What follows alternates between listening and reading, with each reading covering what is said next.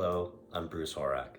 For my visually impaired friends, I am a 46-year-old white man with relatively shaggy hair because, it's COVID. Also, to let you know that this video you're about to see is actually an interview that I gave a couple of weeks ago, I think when I had a bit more of a beard. And I've augmented this interview with some slides and some images from my life.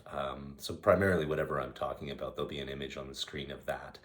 And there's also, I think I threw in one funny picture of me attempting to ski, just because I'm not a very good skier.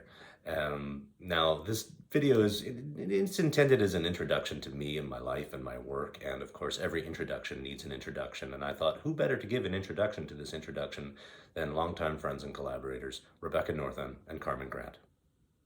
Who is Bruce Horak? Bruce Horak is an incredible Canadian artist. He is a brat. Not only a theater artist, like an actor, he's also a writer. He's a musician. He's a composer.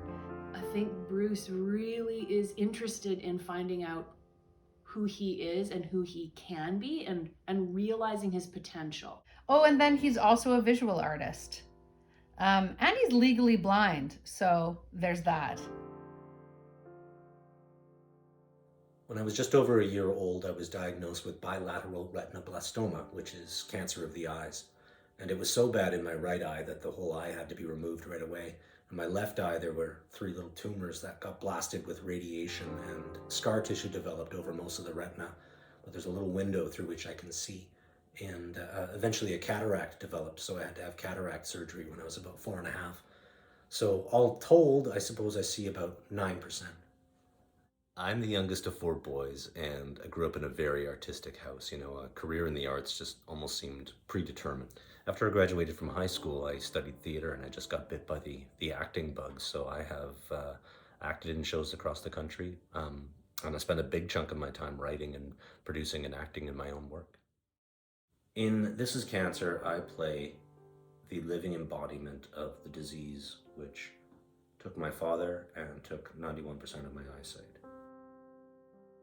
Cancer is egotistical and arrogant, but he just loves people. He falls in love with humanity, and that's why they get sick. And the intention of it is to have people walk out of the theater and embrace the life that they have, embrace the life that they have left, and to go forth with joy. And if that means you have to have a little bit of gratitude for the thing that brought you down in order to come out the other side, then what a wonderful shifting of perspective. People would ask me how I see, how I'm able to do what I do with 9% vision. And so I started painting portraits to try to capture the way I see the world. That includes auras and halos and floaters and a lot of distortions and things. I developed this practice over about a year or so, where I painted a portrait a day for a full year, and just really enjoyed the connection that would happen between myself and my subject. And that since evolved into larger pieces, landscapes, and some abstract work as well. My theater practice, my performance practice, my music practice, and my painting practice all influence each other. When I'm feeling myself stuck, I will make an offer, just like a slash of a paintbrush, and suddenly within that I see, oh, that's the mountainscape or whatever, and more ideas will come through that because I'm improvising on the canvas. The appreciation for texture and nuance that painting gives me translates into creating improvisational pieces or music. Yeah, they're all really like spokes on the same wheel. I was doing an artist residency on Toronto Island in 2017, and the principles of improvisation came in really handily as I was creating this piece called Through a Tired Eye. Originally what it was a sort of a view of looking up through some trees, and I had my very last night on the island. I was very sad about having to leave the artist residency there. And so I started to try something new, and I improvised on the canvas. I started throwing paint around to see if I could follow with a paintbrush one of my floaters going through around the visual field. I splashed on black and gray and iridescent paint, kind of sucked all the color out of it. It was, it was completely liberating. It felt like a dance piece on canvas.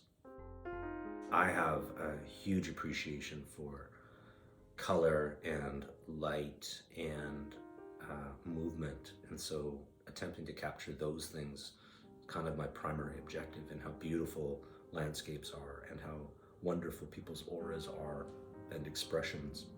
And that's what I'm going for first, and I'm doing it through a fractured lens, a tired eye, 9% vision, and I'm always happy to talk about the kind of the limitations that it provides, but it also opens up opportunity to add some abstractions that I'm clearly seeing, but perhaps aren't available to the fully sighted. My vision changes every day depending on how tired I am, depending on the light. So some of the pieces are examples of that. And this was after a trip to the eye doctor where they put the drop in my eye to expand my pupil so they could see the retina and the damage back there. It's not a pleasant experience at all, but this red hue is a almost literal representation. I want the experience of the portrait sitting to be one of connection, to be one of acknowledgement. The thing that just absolutely fills my heart is how many people have ended the sessions, the sittings, and said, "Thank you for sitting with me, I feel seen." My continuing to improvise, do music, compose, all of that is a desire to have people go forth with a bit more joy in the world. Well, as is often the case with the arts, one thing leads to another, one thing inspires another thing. And as my painting practice began to develop, I got inspired to create a brand new piece of theater called Assassinating Thompson. Assassinating Thompson, again, is my story, but it's me telling it pretty much first, like direct address, and I'm painting the audience.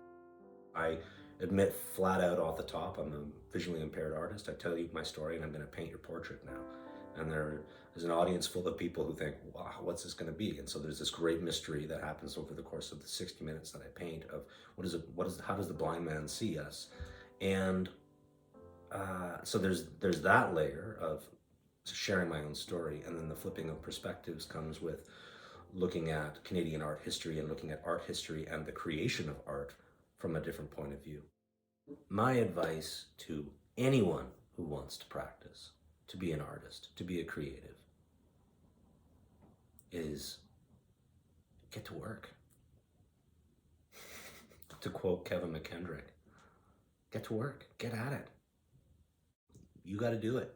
You gotta pick up the brush or the pencil or the pen or the stylus or whatever it is and get to work, because it pays off. You don't know when, you don't know how, but that's not your job, not right now. Your job is to paint. Somebody else will call it art, but you paint. It's an active word. Since I started this portrait project, I have sat with and I have connected with and I've learned incredible lessons from over 600 different people.